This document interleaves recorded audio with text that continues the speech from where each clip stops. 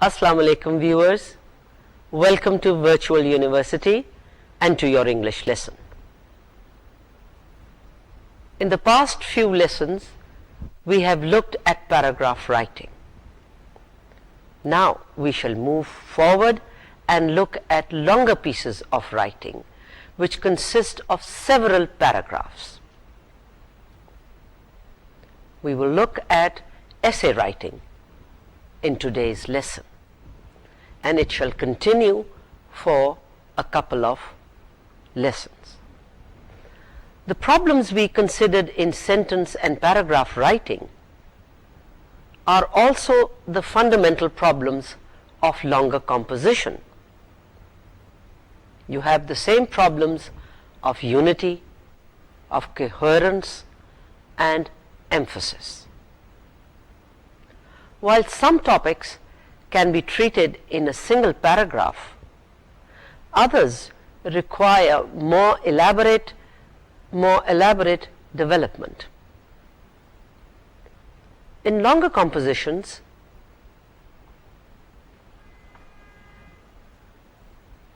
we have problems of arrangement. A longer composition such as an essay, it divides itself usually into a number of parts. In what order shall we present them? How much emphasis should be given to each fact? These are some of the problems that one faces in writing an essay. Now, a lot depends on the purpose of your writing. If you are writing primarily to give information, then you need to be as exact as possible in the interest of clear, logical presentation of facts.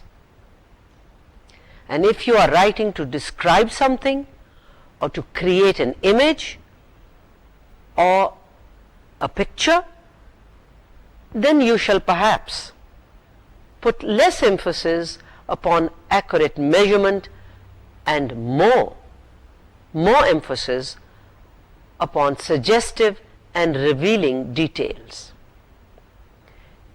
And if you are trying to tell a story, you will have to decide upon the point of highest interest and arrange your material carefully to give your reader a feeling or an illusion of taking part in the action.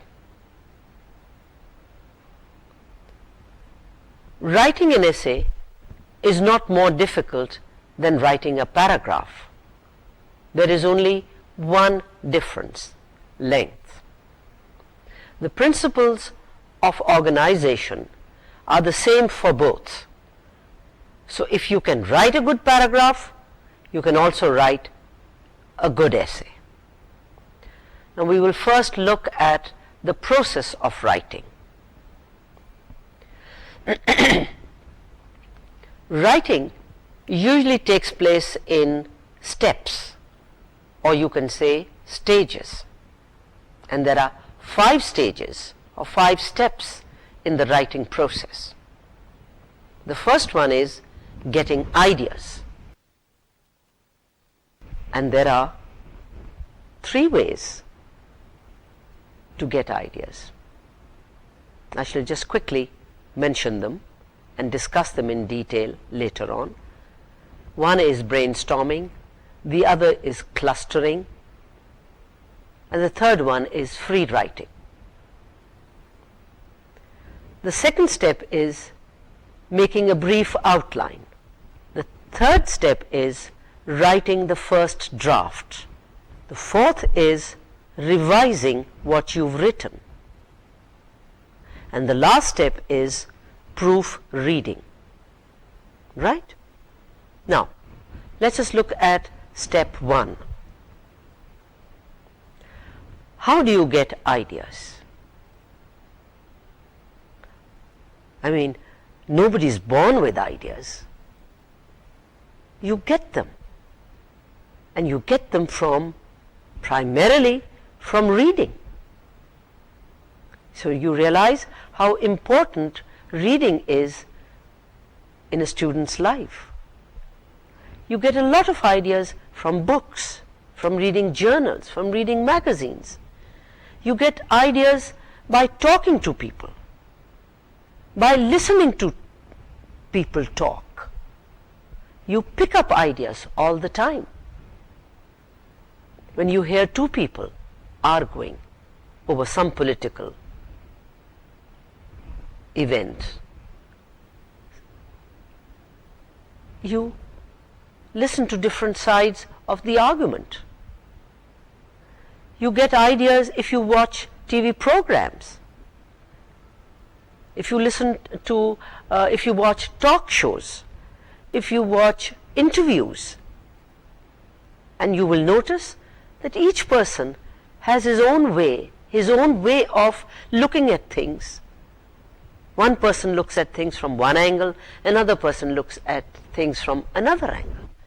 And in the process, it's a learning process. You pick up ideas, you might change your ideas, you might have had different ideas earlier, but you listen to two people talk on the TV, on a TV show, excuse me, and you change your views.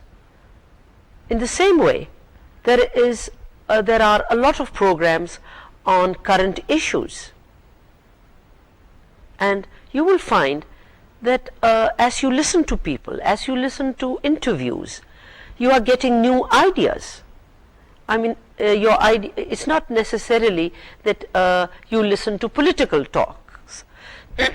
You can, if you are interested in sport, you can listen to, you can watch programs where important sports personalities are interviewed, and you are picking up ideas all the time.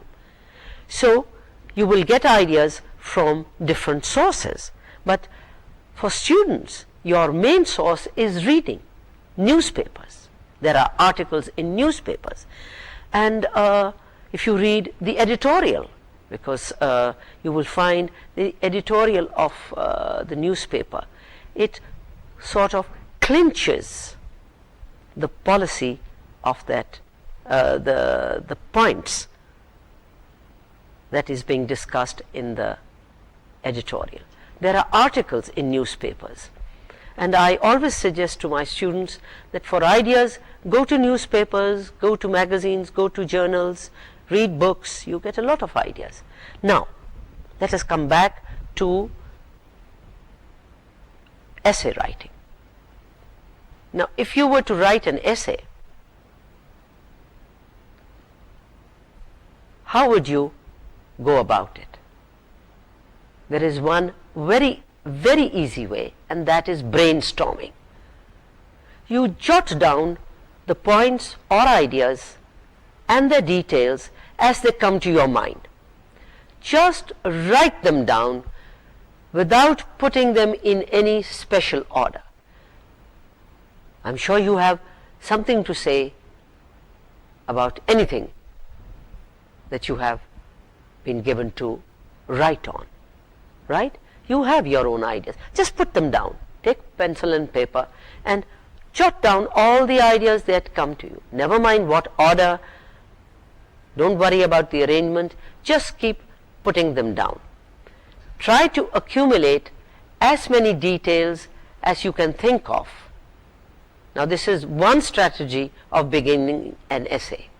The first is getting the ideas. Jot them down. Right? That is called brainstorming. The other strategy is clustering. And here you begin by writing your subject or your topic in the center of a blank sheet of paper. Write down the main idea, the main topic, the subject.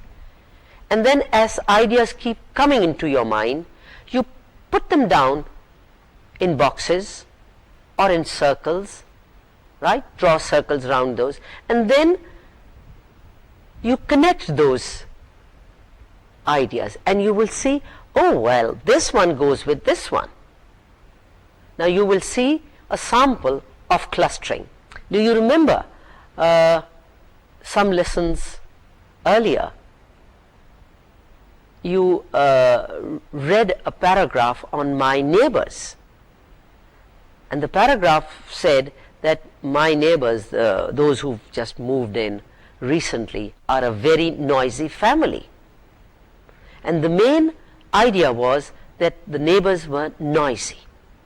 And the paragraph went on to elaborate. It talked about children playing hide and seek. It talked about the daughter shouting Babaji, Babaji all day long. And then it talked about how as night time came, loud music blared from the neighbor's house. It was either the TV being switched on very loud, or it was music from the stereo. And then you had that their dogs, they played hide and seek at night time, and the dogs barked loudly, and they also took part in their sports. And then in that essay, you remember, we said, the paragraph said, it concluded that there is a need for something to be done, and it talked about calling a meeting of the neighbors. Now if you look at the diagram, the diagram showing clusters, this is how you arrange your ideas as they come to you, and then you link them. You link one with the other, and you will say, well, this one goes under noise, this one goes under animals, this one goes under neighbors, and this is how you go about making clusters. Let's look at the third way, and that is free writing. This is also a very useful technique. Here you just write down whatever comes into your mind about the topic. This is continuous writing. You continue writing for some time without stopping. Just put pen to paper and write, let's say for 10 minutes, and then you stop, and then you don't look at your work, don't look at it for some time, then go back to it. Now when you are doing this sort of work, when you are free writing, when you are writing freely, do not stop to worry about grammar or spelling. In fact, at this stage, this should be far away from your mind. You should not worry about punctuation or grammar or spelling, right? Now that was step one, getting ideas, generating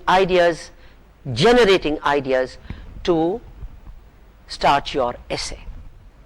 Step two is that after you've jotted down the ideas on your paper, you prepare a rough outline, and your outline is going to be the backbone or the skeleton on which the rest of the writing will be built. It is the skeleton on which you will put the flesh, right? And your and your outline will show at a glance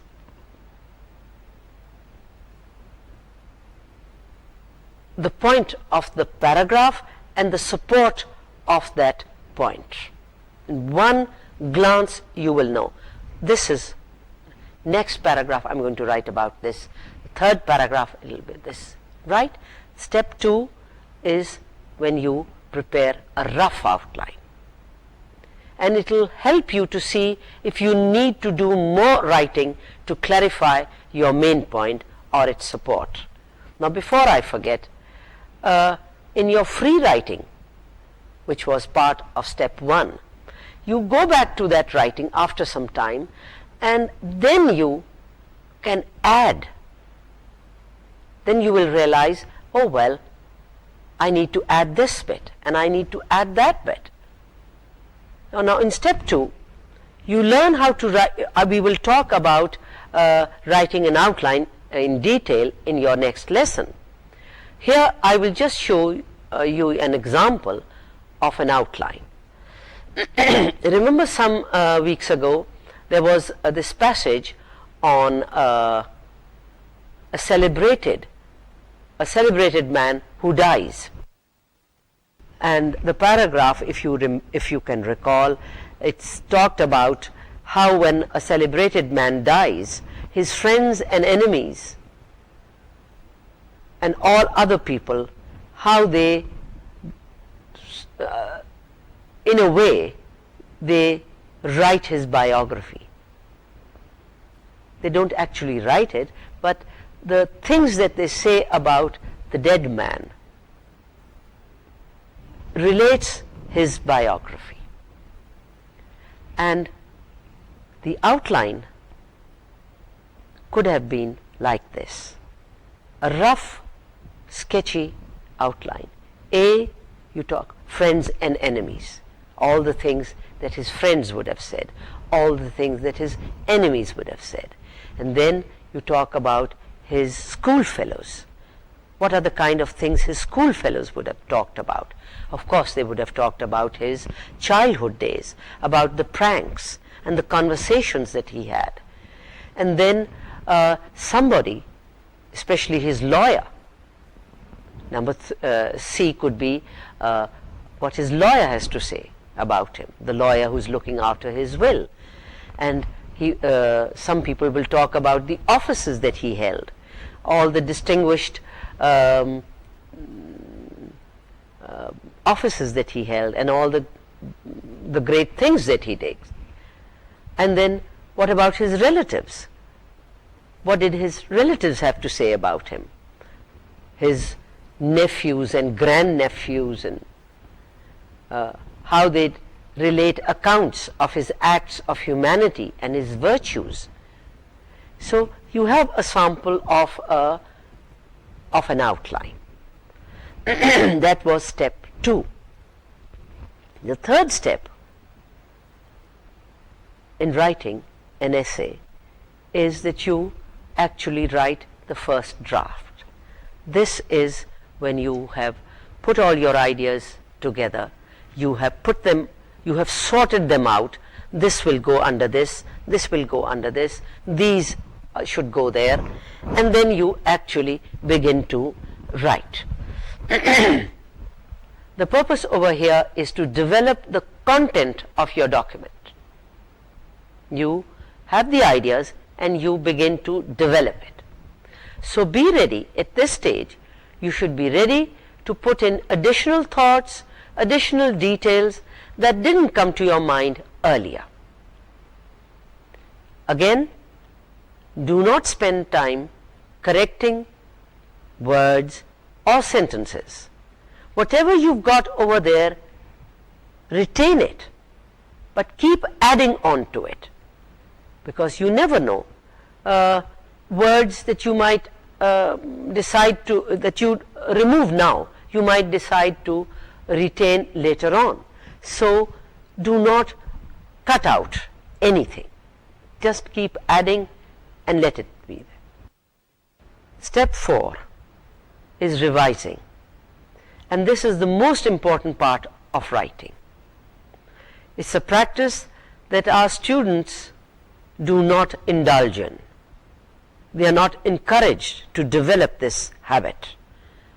Whatever you write, revising means that you rewrite, build upon what you have written to make it better.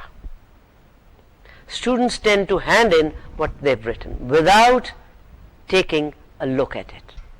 They expect the teacher to make the correction. Of course the teacher will correct them, but you do your bit. You've written something, go over it. I would rather the student correct his mistakes himself rather than wait for the teacher to do it. So revising means that you rewrite, build upon what you have written to make it better. It is at this stage that you try to get rid of unnecessary material. You try to improve on what you are going to retain. What you don't want, what you feel is irrelevant, throw it out, cut it out. But what you feel that you must retain, see if you can improve on it. Excuse me. Try to improve on what you feel that you must retain. A typical revision means writing 1 or 2 more drafts. One draft you've written already, you revise it, leave it, go back to it again. Even if you go back to a piece of writing after say 10 minutes, you will find that you want to make changes in it. I always feel that there is always room for improvement, and in writing, the more you write, the more you'll get into the habit of revising what you've written. And when you revise, you will find that your revision is definitely better than what you've written earlier. What you revised, what you produced second time is better than what you wrote the first time. Now here at this stage you insert details that you left out. You may put in transition words which would make smoother reading. And if you are working on a word processor, take out a hard copy so that you can see the entire document at one time. Step 5 is proofreading, and this is the final stage in the writing process. It means checking carefully for spelling, grammar, punctuation and other mistakes, other errors. Use your dictionary for this purpose. Proofreading is often hard work, and students want to avoid proofing. If proofing is done carefully, it will ensure that your written work looks as good as possible. Now these were the 5 steps in the process of writing. Whatever you write, you will notice that if you follow these steps, the work that you produce will definitely be better. There is no single correct way of writing English.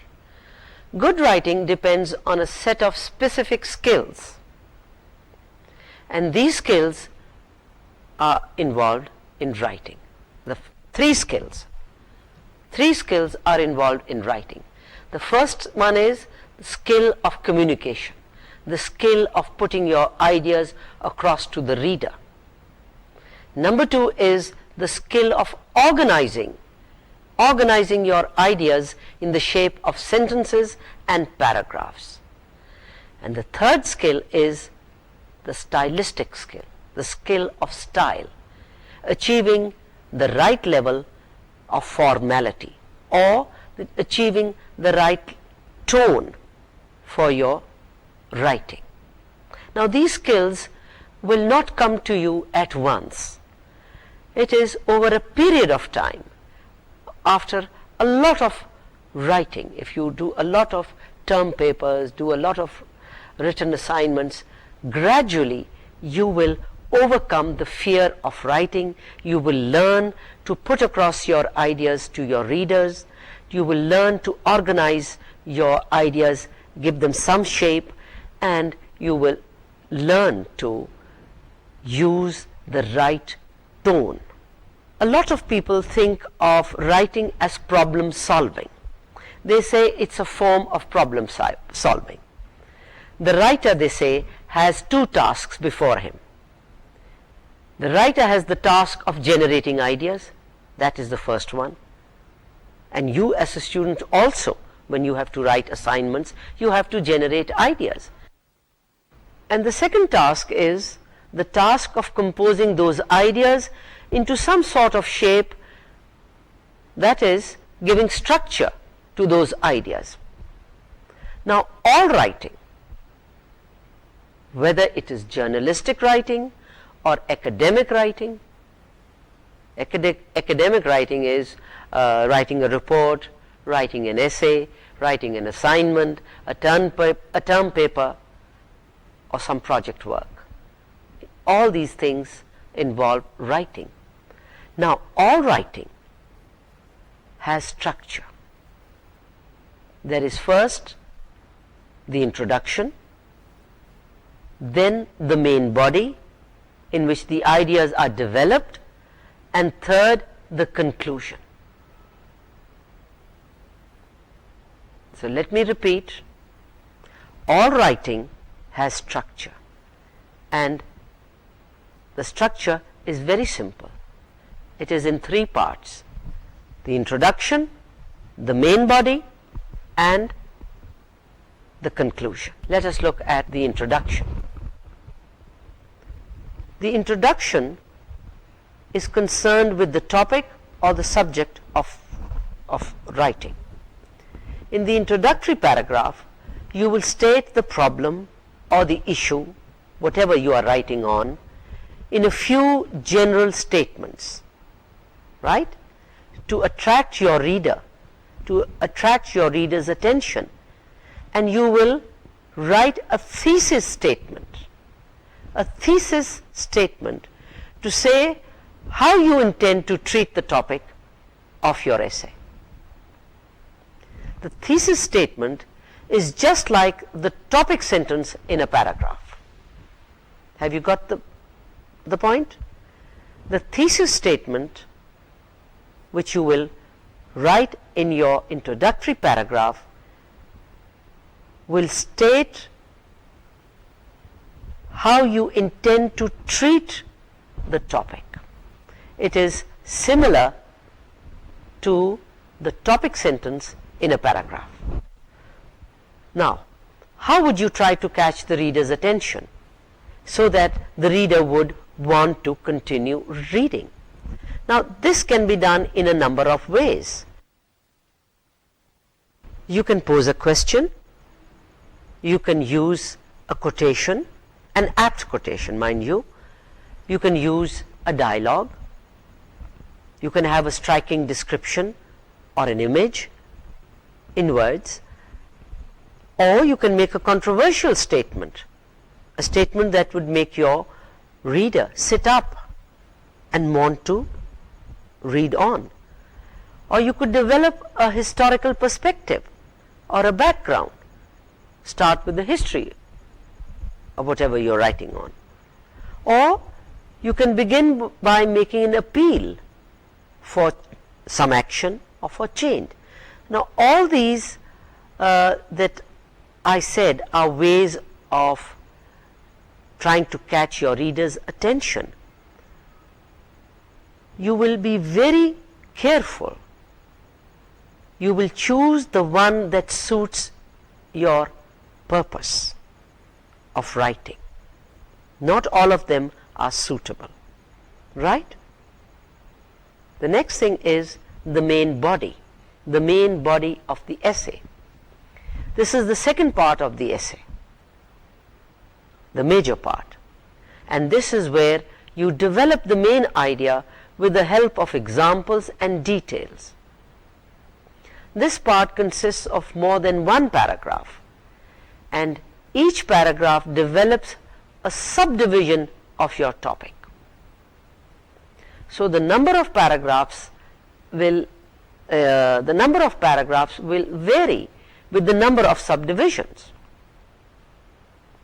You can organize the ideas either by chronological order or by way of importance, just as you did for a single paragraph. And the third part of your essay is the conclusion. And here, in the third and the last part, you draw your conclusion. there are many ways of ending your composition. You could create a feeling of finale, a feeling, well, that all right, now it's coming to an end. Now this may take the form of a summary or a review of the main points discussed in the body of the essay. Here you may even propose recommendations. You may even give your decision, right? Your opinion. Now we will look at, on your screen you will see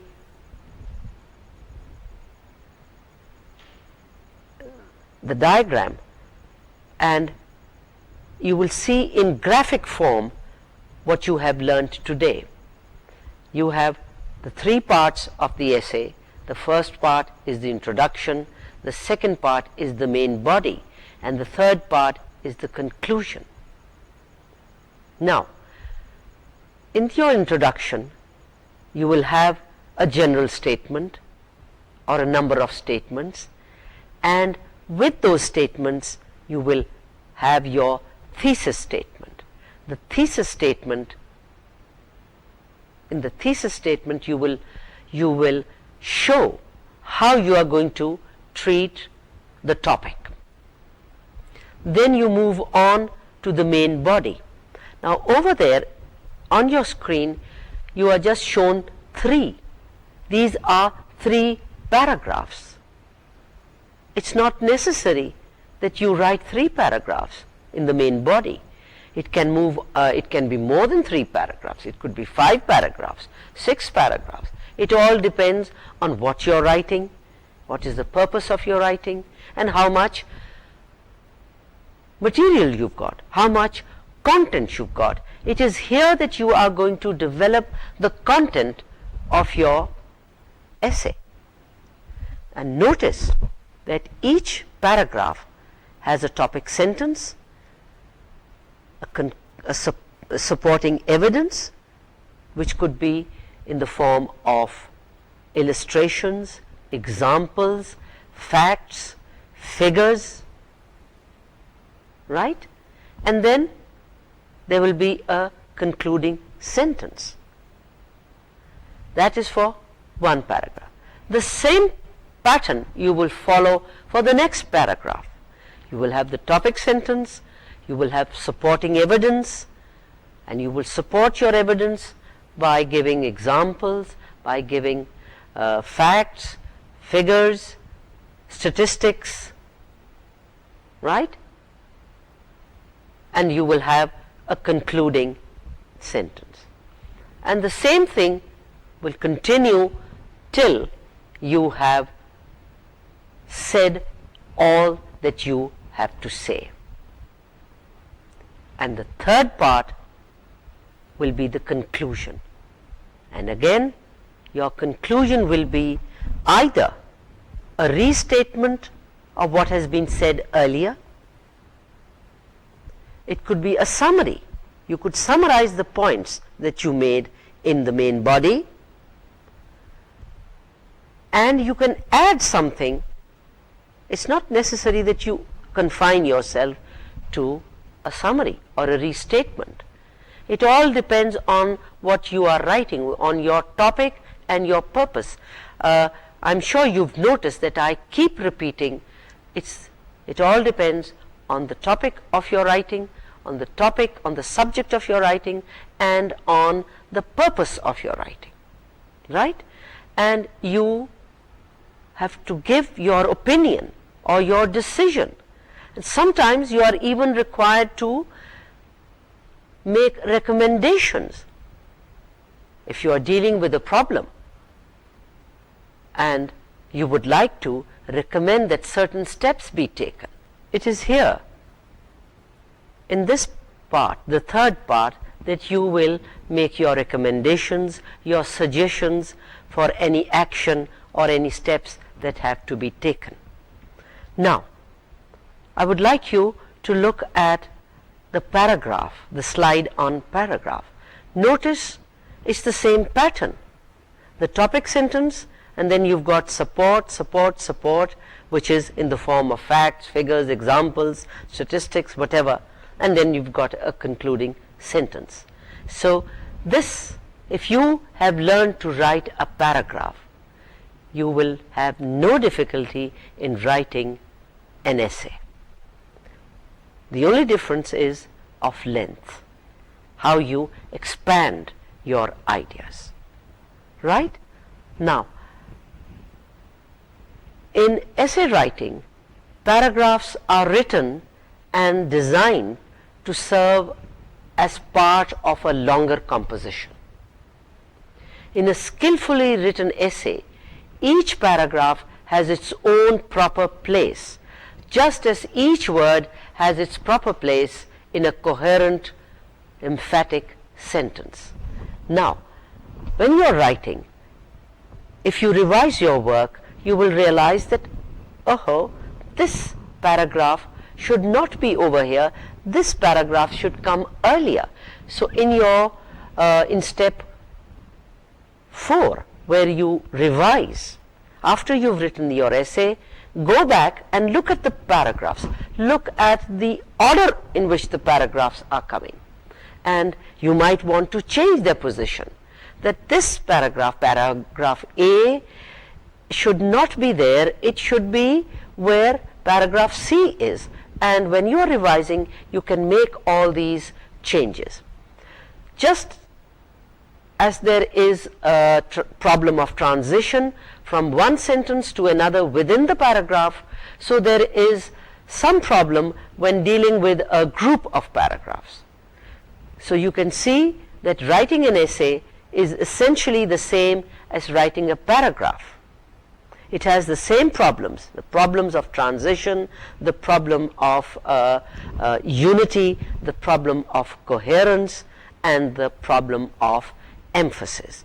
So when you are writing, you can juggle with your paragraphs. When you revise your paragraph, see which one, sometimes we don't realize it, but when you revise, we realize that paragraphs ought to be shifted, and you can do that. And as you can see, writing an essay is essentially the same as writing a paragraph. The difference is of length. Now, we will just check your understanding of the material presented in this lesson, and I would like to check your understanding, and there are a number of questions. Let us see if you can handle them. Number 1, writing is a skill that can be learned with practice. Is this statement true or false? Writing is a skill that can be learned with practice. True or false? Yes, it is a skill that can be learned with practice. So it's a true statement. Number 2, an effective paragraph is one that A, makes a point, B, provides specific support, C, makes a point and provides specific support, D, none of the above. So what is an effective paragraph? An effective paragraph is one that makes a point and provides specific support. So it is statement number C that is correct. Number 3, the sentence that states the main idea of a paragraph is called the topic sentence. Now, is this statement true or false? It's a true statement, because the sentence that states the main idea of a paragraph is called the topic sentence. Question number 4, pre-writing strategies can help a writer find A, a good angle to write about, B, a good main point to make about the topic, C, enough details to support the main point, D, all of the above. Now look at that question again. Pre-writing strategies. What can they do? They can help the writer provide a good angle. It's from the points that he notes down. A good main point to make about the topic. It can provide enough details. Or does it provide all of the above? And if you recall, it's all of these points. Number 5. In the early stages of the writing process, you should not be concerned with spelling, punctuation or grammar. In the early stage of the writing process, you should not be concerned with spelling, punctuation or grammar. Is this a true statement or a false statement? And you know that it's a true statement. Number 6. A brief plan of the paragraph or composition is known as an outline. True or false? A brief plan of the paragraph or composition is known as an outline. True or false? It's true. Number 7. Your first concern when you start writing should be A. Spelling, B. Content, C. Grammar, D. Punctuation. Now out of those 4 things, which should be your first concern? Then your first concern should be content. Number 8. 2 common ways of organizing a paragraph are using a chronological order and order of importance. 2 common ways of organizing a paragraph are using a chronological order and order of importance. Is this a true statement or a false statement? It's a true statement. Number 9. The words first, next, then, also, another and finally are known as signal words. They are also called transition words. True or false?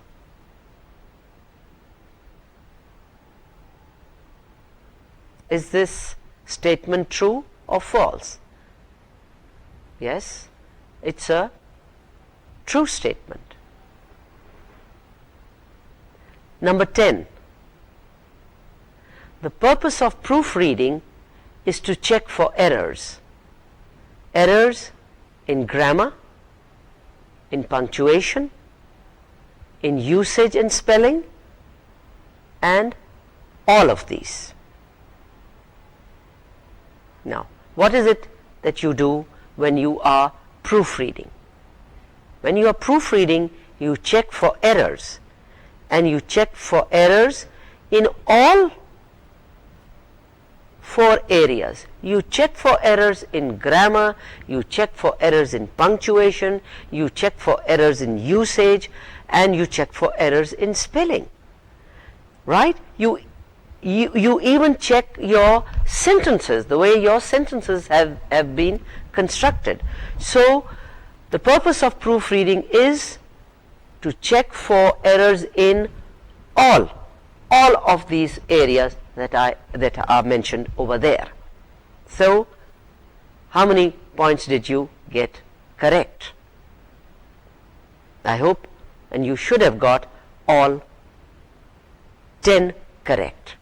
Now, in today's lesson, you looked at essay writing. You looked at the different parts of the essay, the introduction, the main body, and the conclusion. Right? And you looked at the paragraph as well, and you noticed that it's the same technique that is followed, the same technique that you followed in writing a paragraph, you follow it while writing an essay, right? If you can write a paragraph, a good paragraph, you can also write a good essay.